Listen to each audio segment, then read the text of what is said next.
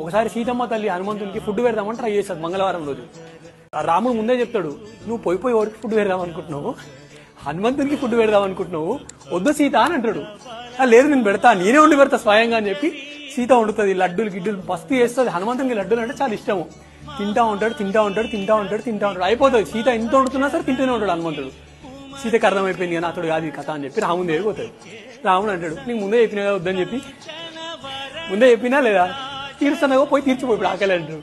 అతడు అయితే లేదు స్వామి చెప్పు స్వామి నువ్వు ఏదో ఒకటి అని అంటే సింపుల్గా ఏం లేదు నువ్వు ఒక చిన్న పని అని అంటాడు. ఏం పని అని అంటే తులసి ఆకు తెలుసు కదా, జస్ట్ ఒక మంచి తులసి ఆకు తీసుకొని తులసి ఆకు మీద శ్రీరామ అని రాయి. ఈ లడ్డులల్లా ఆ తులసి ఆకును పెట్టి ఆయన ముందర పెట్టుకొని అంటాడు. కొన్ని లడ్లు తీసుకొచ్చి తులసి ఆకు పెడతాడు. లడ్లను గిడ్లను అంతా సైడ్ జరిపేశాడు.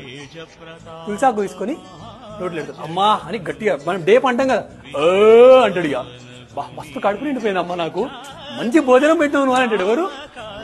హనుమంతుడు. సో హనుమంతుని ఆకలి తీరాలన్నా సరే ఏంది రామనామం. సో రామనామంకున్న పవర్ చాలా అంటే చాలా. అందుకే